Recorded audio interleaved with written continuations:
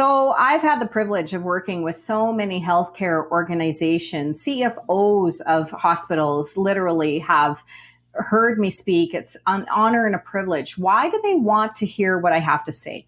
Well, first, there's so many issues. First of all, there's a lot of unconscious bias when it comes to healthcare on so many levels. So there's unconscious bias when it comes to patient care. So when physicians are looking at assessing a patient, they might be making those quick judgment calls. Oh, this patient is overweight.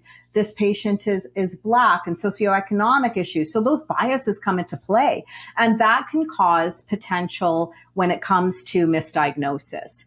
But it goes deeper. Some patients actually will have issues working with the doctors potentially that they're working with. Let's say it's a doctor that's Black or Asian. Literally, they will say, I don't want that person caring for me.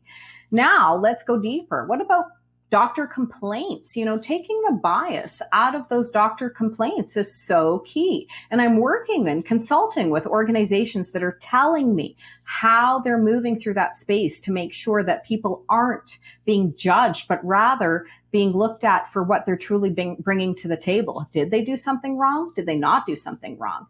Now, where it also gets interesting is when we look at healthcare. It's a very culturally diverse sector when it comes to doctors, nurses, nurse practitioners. For example, a lot of nurses are being recruited from the Philippines, from India, from Nigeria.